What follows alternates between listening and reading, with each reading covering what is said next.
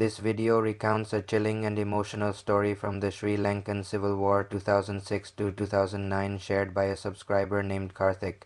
The narrative blends the harsh realities of wartime displacement with terrifying paranormal encounters. The background: in 2006, Karthik's family traveled to Vani for a relative's puberty ceremony. However, they became stranded when the war intensified and all routes back to Jaffna were blocked.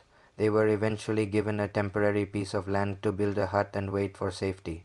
The grim discovery: while digging for clay to build their hut, the family unearthed the long hair and skeletal remains of a young woman.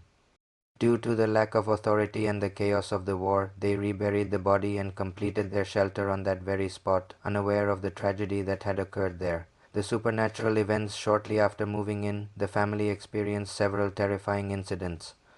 The floating figure: Karthik's sister, Sanusia, was the first to see a woman in white floating near the thatched roof of the hut. The trance: one night, the family heard a voice crying, "Amma, Amma, mother, mother." They found Sanusia in a trance-like state, wandering toward a deep, abandoned well. She was only stopped when her father intervened. Violent possession: the hauntings escalated into possession. Sanusia began acting violently, specifically targeting her brother and even attempting to set herself on fire with a wooden torch. The exorcism and revelation: the family sought help at a local Kali temple. During a ritual, the spirit began speaking through Sanusia.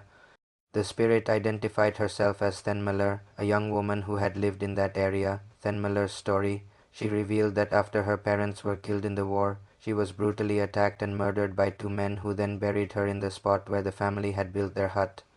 Resolution: the priest explained to the spirit that Karthike's family were also innocent victims of the war, just like her. Moved by this, Thenmalur agreed to leave Sanusia and the family in peace.